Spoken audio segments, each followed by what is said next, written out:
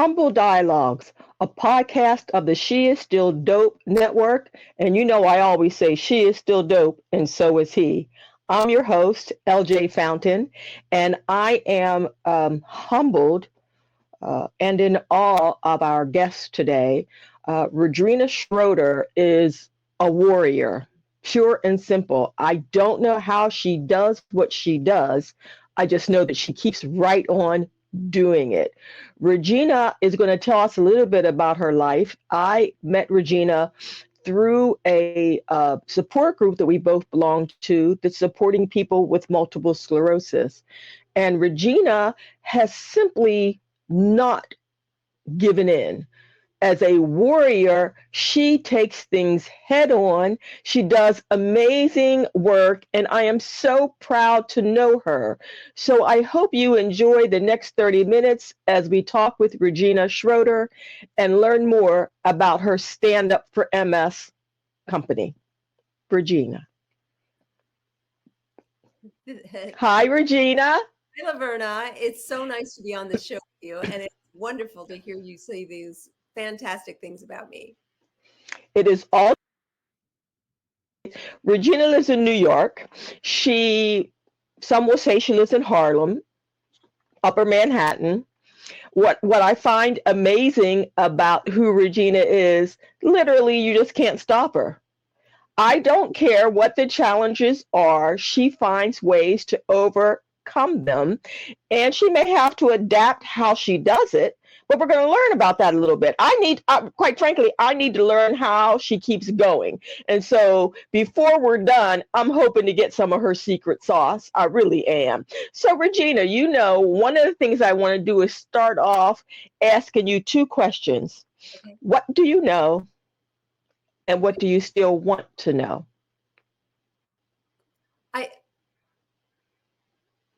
I a little bit hesitant to talk about this because I know that you're a deeply religious person, but I think that what I know, I feel, God, I didn't do this. I know that the sun is going to come up tomorrow, and I know Mm. I may or may not be here to see it. And that is really all I know. Um, and I'm okay with that. I am fine with the idea that there's no God that I can see, but I think that life is wonderful, and I'm here to enjoy as much of it as I can right now in here. I love that. And I honor the fact that you wanted to make sure I wasn't being offended because we've been able to have serious conversation that, there's no offense in it at all. I have a spiritual belief, Yeah. and you actually live a spiritual life. You may not call it that, Yeah. but the warrior that you are is very spiritual. You take it on. And even your comment, here's what I know: the sun's going to come up tomorrow, and I may not be here to see it. And I'm okay with that. Boy, that's a journey to reach that point. But you don't wake up saying that. You actually go through some stuff to reach that point. So, Yeah. yeah. So, talk about that a little bit. How did you reach that point that said, you know what? I'm not religious. I'm just not. I don't know. It's I guess the reason it's difficult is because so many super intelligent people like you are deeply religious. And it kind of makes me question myself because most of the people, or several of the people I know who are very religious, seem a lot more accomplished and a lot better educated than I am. And so it kind of makes me question my own beliefs. But from what I can see, there's no guarantees in life, and I'm okay with that. One of the things I love by my own spiritual beliefs, there's a scripture that says the rain falls on the just and the unjust alike. Yes, Literally, there's no difference. yes, that's what I think too. And I kind of think that if there is a God, he loves everyone, or she loves everyone, including pedophiles, including bankers who built people out of billions of dollars. He loves them all the same. I think that if there is a God, this entity is like a force of gravity, and it treats everyone the same. Well, wow, did you just drop a bomb, honey? Did you just drop a bomb in this conversation? Because, some people can't handle that. They cannot handle that truth. No, but it has to be, because if God created the pedophile, God has there's a place in God's heart for the pedophile, and it Wow. has to be that way. Wow. I don't know, and that's, Wow. I guess I have these extreme thoughts about belief in God.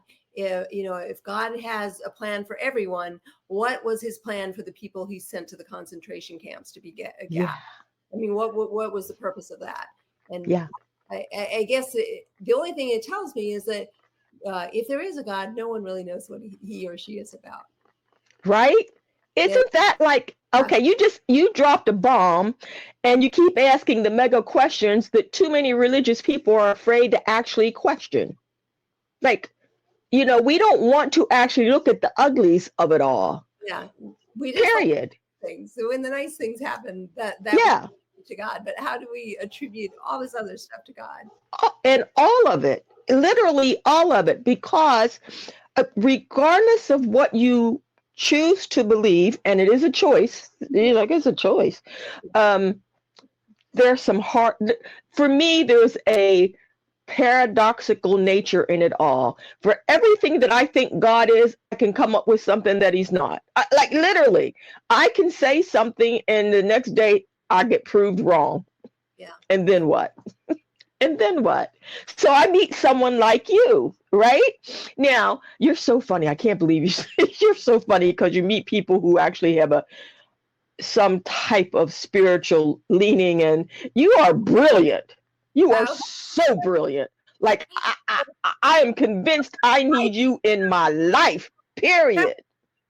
You're brilliant. You are. Now, before Regina, you have multiple sclerosis. How long have you had when were you diagnosed with multiple sclerosis? I was only diagnosed in 2011, but I had Wow. my first attack in 1981. And they wouldn't tell me that I had MS. I think I shared this with you in our group. They wouldn't tell me that I had MS. They're like, we're not saying you have MS. You have to go home and get better, and then come back once you're worse, and then we'll tell you you have MS. But I went home and I did my research, which at that time was in library books in the library at CU Boulder. And the thing that convinced me that I had MS was that I passed or failed the bathtub test. Before there were MRIs, one of the ways that they determined that you had MS was have you take a hot bath and see how well you moved around when you got out of the bathtub. In the hospital, I just went into the bathroom. There was a bathtub there, and I decided for myself that I would take a hot bath, and I did, and I almost couldn't get out of the bathtub. It was terrible, and I didn't know at the time what happened. I thought it was my fault, and I just silently, stayed there until my legs kind of came back, and then I got myself Right. out. And then Right. I subsequently read in the library about the bathtub test for people with MS. Wow. 81. And what were you doing back then? How were you making a living? What were you doing? So I was 19. I had just spent a gap year, what's called a gap year in France. It was my gap 6 months, and I worked for 4 months as an au pair in a suburb of Paris. And then I traveled on a Eurail pass for 2 months, and then I came home and I got a job. And the plan was to go to college. I got a job at the Broadmoor Hotel as a chambermaid. And one day, as I was walking down the hallway, I was just like tripping over my own feet. And my supervisor, a super nice Korean woman, was like, that is just not right. I think you better go to the emergency room and see what's going on. This was actually it turned out well because I went to the hospital. They put me on 5 days of IV steroids, and it really calmed my MS down pretty much for the next 20 years. I had a couple of, episodes of nystagmus, your eyes jittering around in your own head, a couple of times when I didn't walk so well, but they always cleared up, and I was almost 100% normal again afterward. And that went on for a good 20 years, a good almost 30 years. So then what were you doing? How were you? I mean, you were at that point, you weren't saying I have MS, right? No, Yeah. I was very silent about it, and I became secretive. My mother, who is a refugee from a defectee from East Germany, really wanted me not to tell anyone about it. She thought it would impact my employment possibilities, and she was actually right. When I confided in my supervisor, saying, I'll tell you this, don't tell anyone else. It looks like I might have MS. And as soon as I told her that, she went and told the head of Montgomery Wards in Boulder, Colorado, that I had MS. Fortunately, I had a note from the doctor that didn't mention MS at all. And I was able to go, I don't know what she's talking about. Here's a note from the doctor, Wow. mention MS. So I knew from that point on, I wasn't going to talk about having MS. But you couldn't really see that there was anything wrong with me. And for the next 30 years, as far as I was concerned, I didn't have MS. And then what happened? Well, all right. So I read everything I could about MS. I was, I was interested in diet and exercise. I was on the macrobiotic diet for a while. The problem with MS is that it's one of those diseases that tell you don't have a disease. Anything you do to make yourself feel better makes you feel better. So you kind of feel like you're doing okay. And then, actually around 9/11, I really started going downhill a little bit. I lost the ability to really run any distance. I felt like I was hurting myself more than helping myself by running because my legs just weren't working right. And so I was repetitively using them incorrectly. And Mm. I was just sore and I had tendonitis. And, as after 9/11, I got a job at a farmer's market where I would help unload the truck of all the vegetables and stuff that they needed to unload to sell at the farmer's market. And one day, as I was trying to help load the truck back up, I just started falling around, like hitting the edges of the truck, and something was clearly wrong. And so I quit that job for a couple of weeks. I eventually wound up going back. But from 2000 on, the troubles came and they never left completely. Before I would make a complete recovery, but since 2000, I've been getting worse and worse and worse. Mhm. I actually find it fascinating because you kind of skip over or don't really lend too much credence to all of the research you did for someone who I happen to call brilliant, and you didn't have a lot to go on. So you're like, I'm going to do my own research. I'm going to find out about this thing that's happening to my body. I think that is a very good point. And looking back on things, I think I kind of have an uneducated Midwestern way of looking at things. We tend to shy away from having a doctor, and I think Americans in general. There's a band or there's a group of us who shun medicine and are like, I always took my shots and everything, but I always did Hmm. kind of feel like medicine was overprescribed to people and that you're better off kind of without your doctor. And I think that's a good way to live as long as you're healthy. Unfortunately, when you start to develop a distrust like that in the medical community, it leaves you in a bad spot when you need to start taking a doctor's advice. Hmm. I think one of the ways of dealing with MS is to be in denial, which can be effective in some ways. But unfortunately, you need to get on medicines and you need to have a doctor who is going to tell you, like, this is going to be rough, but it is going to be much rougher if you don't get on something. That's so And true. I don't know. I can see why people head away from the medical community. I think taking pills should not be the first solution. But when you get something like MS or cancer or something, unfortunately, you are very sick and you need to be on these drugs that are not going to make you better, but are going Right. to keep you a lot better than you would be if you didn't take the drugs. Going to help you. At least it's going to help you. Right. Yeah. Regina, not too long ago, again, you're a warrior, you had the audacity to hold an MS comedy show. Just like, what in the world made you think of doing a comedy show? Wait, and before you tell me, let me do the commercial. If you just joined us, you are listening to the warrior. I call her the warrior, Regina Schroeder. And this is Humble Dialogues on the She Is Still Dope network. Regina has been living with multiple sclerosis, and that has not stopped her. And she is sharing mega nuggets of wisdom about what it means to keep going even when you may not want to. And so I do, not too long ago, Regina had a comedy show. Here's the amazing thing. It wasn't to benefit her. It was to benefit research for people with MS. And what made you think of a comedy show? And talk to us.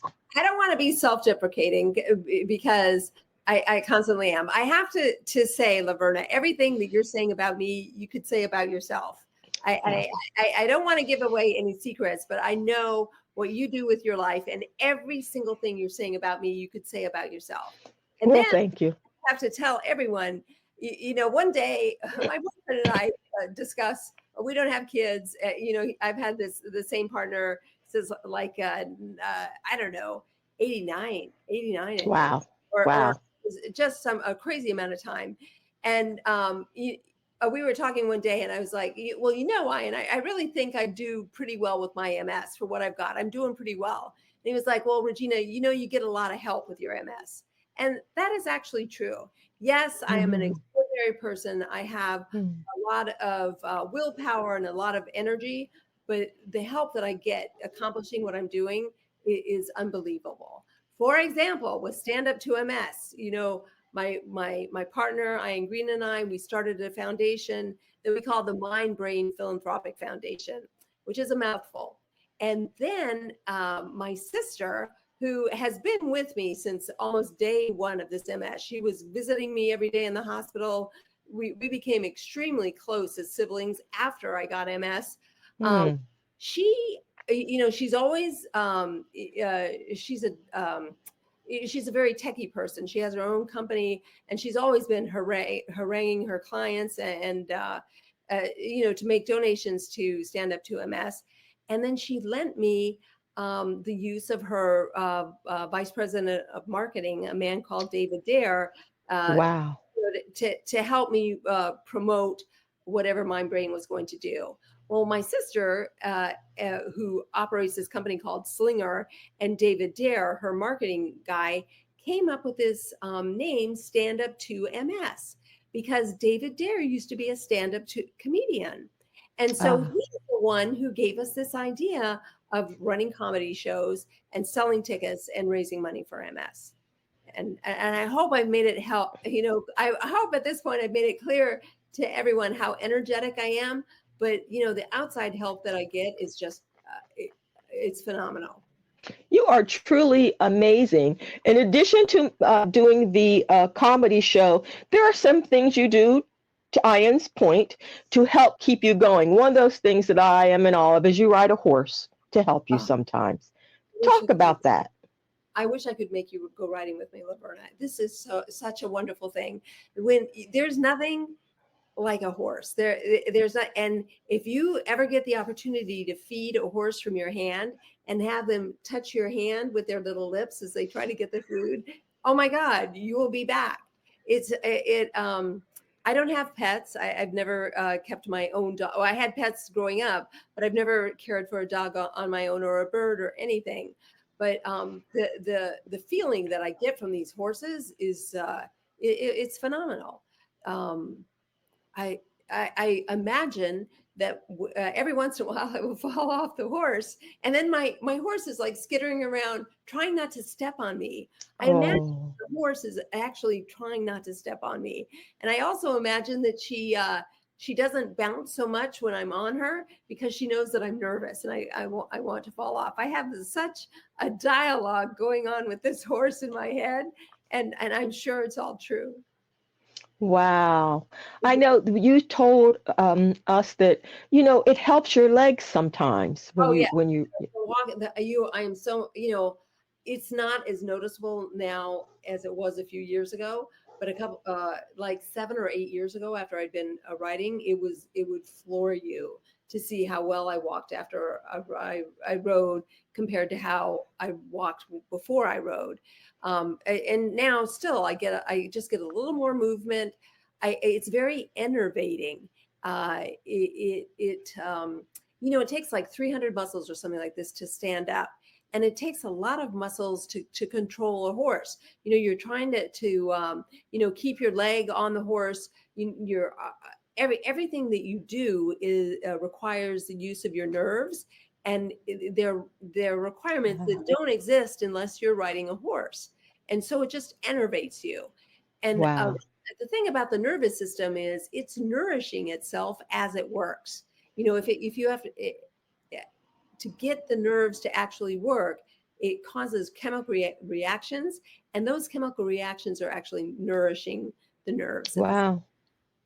So, Regina, if someone is watching this or listening to this podcast, because it's both on visual and audio, where can they reach you at if they're interested in either supporting Stand Up to MS or just learning more? Just you Google Stand Up to MS, you'll be able to the website should come right up. And you're welcome to pass people my phone number because not that many people will call. My number is 646-691-6971. And call, leave a message. I'll almost always get back to you in a day or two. And I think I'm RASCHROEDER at standup the number 2ms.org. thank you. I do encourage people, whether it's you who has MS, if you were recently diagnosed, or if you know someone and you just need someone to talk to, you need to understand. I strongly encourage people to reach out to Regina. I also strongly encourage people to support her efforts. Um, she is clear that she is not giving up. She is not in denial, Yeah, but she's also not giving up. it is a privilege to be able to do anything to move this forward in any way. I love talking to people about it. I love getting people just to come to the MS Walk, whether they can collect donations or not, just so that they can see what a difference it makes being with a whole group of people who have pretty much the same problem that you do. And like you said, the support groups are so critical. Anyone who has got any problem, you are not the only person in the world with that problem, and there's probably a support group for it. And getting together with other people and listening to their stories, and then kind of understanding them in the context of your story is just so good for everybody. So, one of the things that's interesting because your thought process is the sun is going to rise Right. and you may not be here to see it. Mm-hmm. But while you're still here, you're going to do something valuable, something that makes a difference. You, Regina Schroeder, are making your mark. I'm making my Period. I'm making my difference where I can. I got to say the phone number on the screen is wrong. It's 646-691-6971. Yeah, I feel like I'm making a difference. And that was Walks Make a Difference was the slogan of the MS Walk for Weill Cornell Judith Jaffe for a long time. And I think everyone can make a little bit of difference. Um, Yeah. and your little bit of difference might just be connecting with one other person. and brightening up one other person's day. And you can hang your hat on that for your whole life. If you, I, Wow. I don't know. I know there are some people that can't stand being with other people, but I don't know, connecting with one other person, it could be the sum total of what you accomplish with your life. But even if it's just one, even if, because I happen to be one of those kind of introvert people, Hmm. and so it takes a lot. And then I, I don't know that I ever really regret when I do it. Yeah. Um, um, but that's why I have my husband do stuff because he's the extrovert. He likes that stuff. Yeah. Um, he does, honest to goodness. So, but that one little piece may be the connecting piece necessary. Like the the comedy show you did. I mean, Yeah. you had pretty important people coming. I did. Again, that was another person, this woman who also has MS. And she is just a wonderful person. You have to be on LinkedIn to see Molly Stark Dean. She connected me with Phil Lipkin. I think he's a Hmm. national national ABC reporter, and Hmm. he was like, "Well, I can't MC your show, but I can find someone for you who can."